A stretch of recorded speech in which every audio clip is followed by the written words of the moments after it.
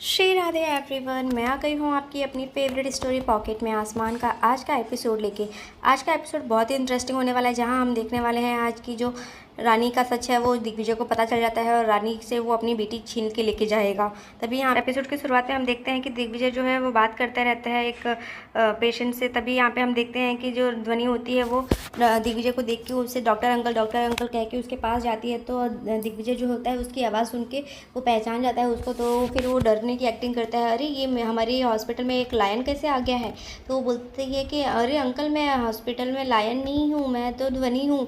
तो ऐसा बोल कि ऐसे जैसे ही बोलती है तो फिर वो उसको जैसे ही मास्क उतारती है तो फिर वो और डरने की एक्टिंग करता है और फिर वो दोनों एक दूसरे के साथ बहुत ही अच्छे से एंजॉय करते हैं और हंसने लगते हैं। तभी यहाँ दूसरी तरफ आई जो होती है वो ध्वनि को ढूंढने के लिए सबसे पूछताछ करती रहती है, पर वो कोई उसे देखा नहीं रहता। और यहाँ पे हम देखते हैं कि जो ध्वनि होती है वो बोलती है कि डॉक्टर अंकल, मैं तो अपनी माताश्री को ढूंढ रही हूँ। तभी वो हम देखते हैं कि वो उसे बोल देती है कि लेकिन ये आपकी माताश्री हमेशा क्यों अपने फेस को कवर करके क्यों रखती हैं। तो बोलती है कि एक्चुअली वो हम फैंसी ड्रेस कंपटीशन में पार्टिसिपेट कर रहे हैं ना, तो इसलिए हम हमेशा ऐसे ही कवर करके रखते हैं फेस, और वो नहीं तो वो आउट हो जाएंगी। तभी यहाँ पे हम देखते हैं कि वो उसे समझाता है और फिर वो दोनों एक दूसरे से बहुत प्यार करते हैं। और फिर वो बोलता है कि आप बार बार कहाँ चले जाते हो, मैं आपको कितना ढूंढता हूँ। और यहाँ पे हम देखते हैं कि रानी जो होती है वो रूम में आके देखती है कि वहाँ पे आई और ध्वनि तो है नहीं। तभी यहाँ पे हम देखते हैं कि जो दिग्विजय होता है वो उससे बात करता रहता है। फिर वो उसे बोलती है कि ये सब तो मेरी आई बोलती है कि हम सब इतने बार बार ये जो मिलते हैं किसी से और हमारे अंदर इतनी अटैचमेंट है, वो तो सब कान्हा जी की बनाई हुई चीज़ें हैं। तभी ये देख के जो दिग्विजय होता है वो उसे ऐसा बोलता है कि ठीक है, तो ये कान्हा जी ने ही हमारा रिश्ता बनाया है। तब तक वो उसे अपने गोद में उठा के फिर जैसे ही वो उसे बोलता है कि फिर वो बोलती है कि ठीक है, आप मुझसे पिंकी प्रॉमिस करो कि आप हमेशा साथ में रहोगे मेरे। तो वो बोलता है कि हाँ पिंकी प्रॉमिस।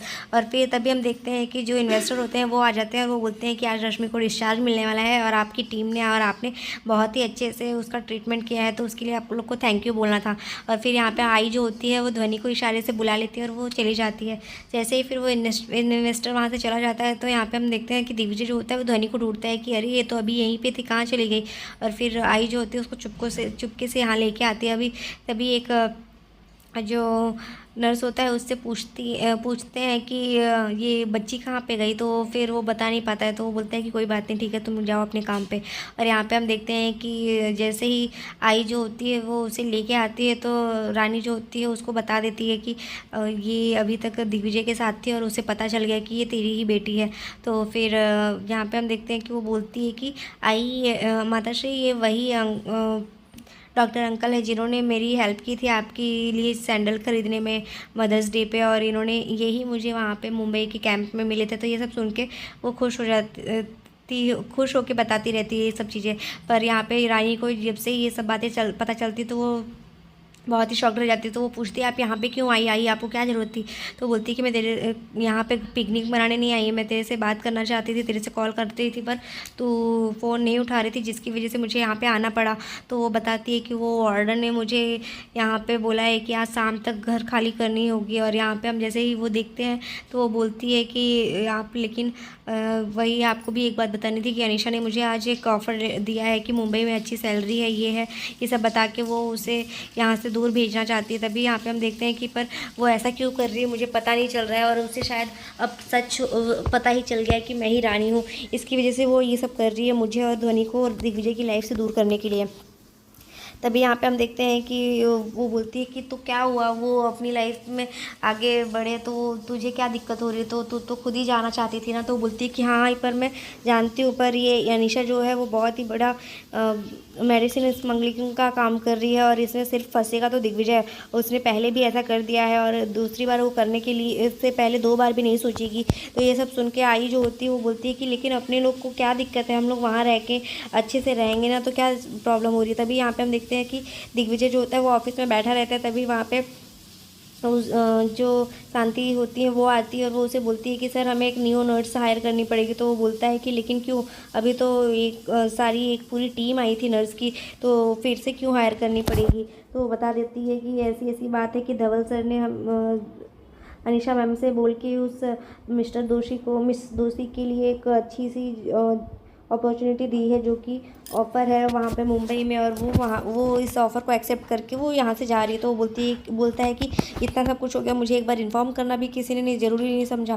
फिर उसके बाद वो बहुत ही गुस्से में रहता है, और यहाँ पे हम देखते हैं कि वो बोलती है कि मिस दोषी तो जो है वो हाफ डे लेके घर के लिए निकल गई और अभी निकल भी जाएंगी, वो घर पहुंच भी गई होंगी। और दूसरी तरफ देखते हैं कि वो वहीं पे पहुंचता है। तभी यहाँ पे अनीशा को कॉल करके बोलता है कि तूने मुझसे क्यों बताया नहीं, और ये सब डिसीजन तू खुद कैसे ले सकती है। और वो बहुत गुस्से में रहता है। तभी उसको लगता है कि कहीं ये बात पता तो नहीं चल गई है दिग्विजय को कि जो डॉक्टर नर्स है वही रानी है। और यहाँ पे हम देखते हैं कि जो रानी होती है फटाफट पैकिंग करती रहती है, और यहाँ पे जो दिग्विजय होता है वो बहुत ही गुस्से में रहता है, क्योंकि उसे ऐसा लगता है कि ये कौन है, मुझे जानना है। और यहाँ पे वो उसे बोलता रहता है। तभी यहाँ पे हम देखते हैं कि जो ध्वनि होती है वो बोलती है कि लेकिन मुझे यहाँ पे ही रहना है, माताश्री आप क्यों लेके जा रही हो, वहाँ पे डॉक्टर अंकल नहीं होंगे। तो वो बोलती है कि डॉक्टर अंकल से पहले भी हमारी लाइफ थी। तभी जैसे ही वो गेट खोलती है, और यहाँ पे दिग्विजय जो होता है वो वहाँ पहुँच चुका होता है उस जगह पे जहाँ पे वो ध्वनि और रानी रहती थी। जैसे ही वो गेट खोलती है, बेल बजाने ही जाता है वो, और वैसे ही वो गेट खोल देती है। तो वो देख लेता है रानी को, और रानी को देख के उसकी आंखें भर आ जाती है, और दोनों एक दूसरे को देख के बहुत ही इमोशनल हो जाते हैं। पर अंदर किसी को एक गुस्सा भी भरा रहता है उन दोनों के लिए, क्योंकि यहाँ पे रानी को इस बात का गुस्सा है कि उसने रानी को धोखा दिया था दिग्विजय ने, और क्योंकि वो अनीशा के साथ रहना चाहता था। और यहाँ पे दोनों को एक दूसरे के साथ बिताई हुई हर वो प्यारे पल याद आने लगते हैं जो उन दोनों ने एक दूसरे के साथ स्पेंड किए होते हैं।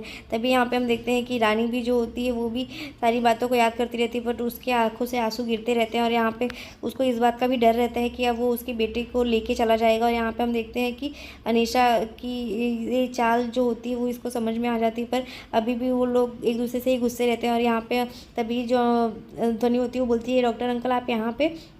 तो वो उसके पास जाता है और उसको देखता है, उसके हाथ को चूमता है, और उसे बोलता है कि आप कितने साल के हो बेटा। तो वो बताता है कि 5 ईयर की, और जो ध्वनि होती है वो बताती है। फिर यहाँ पे हम देखते हैं कि जैसे ही वो इतना बोलती है वैसे ही उसे वो भी पल याद आता है कि जब मैं उसको गले लगाया था क्यों मुझे उसके साथ अपनापन का एहसास हुआ था, क्यों मुझे इस तरीके से लग रहा था कि ये मेरी ही बेटी है। तभी यहाँ पे हम देखते हैं कि ध्वनि जो होती है वो उसे देखती है, और वो बोलती है कि क्या हुआ अंकल, आपको चोट लगी है क्या, आप क्यों रो रहे हैं अंकल। तो फिर यहाँ पे हम देखते हैं वो उसको बोलती है कि ध्वनि कहीं पे नहीं जाएगी, और ध्वनि से वो बात करता है, उसके हाथों को पकड़ता है, उसको चूमता है। और फिर यहाँ पे हम देखते हैं कि ध्वनि जो होती है वो बोलती है कि ये मेरी माताश्री है, और आपको वो फिर बात करता रहता है, और वो फिर उसे बोलता है कि आप यहाँ पे कब से आए हो बेटा। तो वो बताती है हर चीज़ उसे। और यहाँ पे हम देखते हैं आई भी जो होती है वो भी ये सब चीज़ें देखती रहती है, क्योंकि वो बता देती है कि यहाँ पे हम सिर्फ आई और मैं और माताश्री ही हैं। तो वो बोलते हैं कि तुम्हारे पापा कहाँ हैं। तो वो बताती है कि मेरे स्टोरी में कोई भी राजकुमार नहीं है डॉक्टर अंकल, हम सिर्फ 3 ही लोग हैं। और फिर इतना ही सब सुन के उसे पता चल जाता है कि रानी जो है वो किसी और के साथ नहीं थी अभी तक, वो अकेले ही अपनी लाइफ में स्ट्रगल कर रही थी और अकेले ही रह रही थी। तभी यहाँ पे हम देखते हैं कि जो रानी होती है वो उससे अपनी बेटी को छीन लेती है, और जैसे ही वो उसे छीन के अपने पास रखती है तो वो बोलता है कि क्या हुआ। तो फिर उसके बाद जो रानी होती है उसे आई को दे देती है कि आई आप इसको ध्वनि को संभालिए।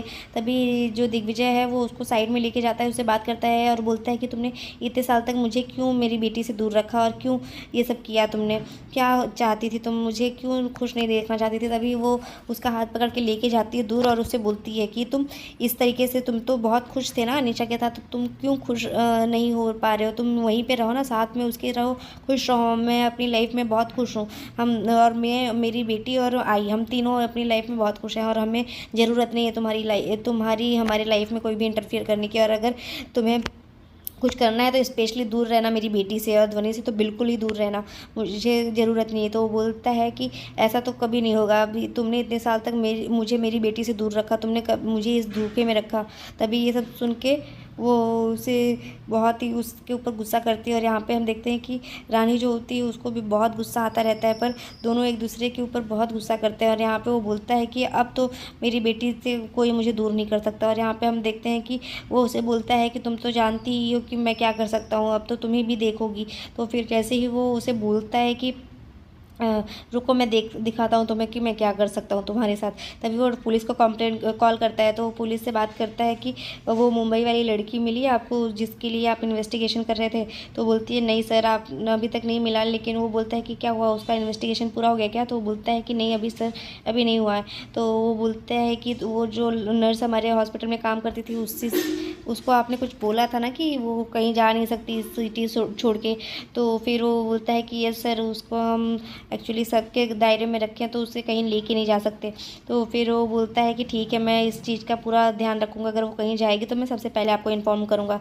तो इस तरीके से वो उसको बोल के, पुलिस को बोल के वो रोक देता है यहाँ पे। और यहाँ पे हम देखते हैं कि वो फिर अपनी बेटी के पास आता है और उसे गले लगाता है, उससे प्यार से बात करता है कि क्या हुआ अंकल, आप क्यों रो रहे हो? तो फिर वो बोलता है कि तुमने सही बोला था बेटा कि कान्हा जी ने ही हमें मिलाया है और हम दोनों का रिश्ता कान्हा जी ने ही बनाया है कि जो इतना स्ट्रांग है, कभी नहीं टूटेगा। और फिर उसको अपने गोद में उठा लेता है और बोलता है कि मैं आपका बेस्ट फ्रेंड हूँ ना, अपने मम्मा के साथ तो बहुत टाइम स्पेंड किया है अपने, अब मेरे साथ रह लोगे आप? तो बोलती है कि हाँ अंकल, मैं आपके साथ रह लूँगी। और फिर यहाँ पे ध्वनि जो होती है वो उसको बोलती है ठीक है बेटा, मैं आपको पेस्ट्री और चॉकलेट्स, लॉलीपॉप सब खिलाऊँगा। तो फिर यहाँ पे हम देखते हैं कि जो रानी होती है वो उसे बोलती है कि तुम मेरी बेटी को बहकाओ मत।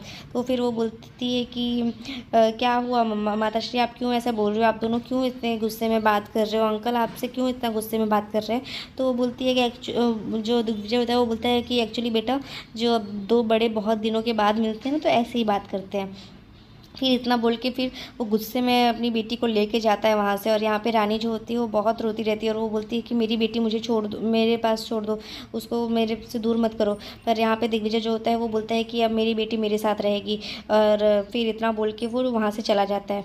तो आज के एपिसोड में बस इतना ही है फ्रेंड्स, मिलते हैं नेक्स्ट एपिसोड में जहाँ हम देखने वाले हैं कि जो दिग्विजय है वो अपनी बेटी को अपने साथ लेके जाएगा गांधी हाक कुंज में। और यहाँ पे हम देखते हैं कि आई जो होती है उसे रोकने की कोशिश करती है, ध्वनि भी रोती रहती है कि मुझे मेरी माताश्री के पास जाना है, और वो रोती रहती है, कार में बैठी रहती है। तो भी तभी यहाँ पे दिग्विजय जो होता है उसे घर पे लेके आ जाता है। और रानी जो होती है वो भी बोलती है कि मैं अपनी बेटी को लेके ही आऊँगी, और वो भागते भागते चली जाती है गांधी कुंज में।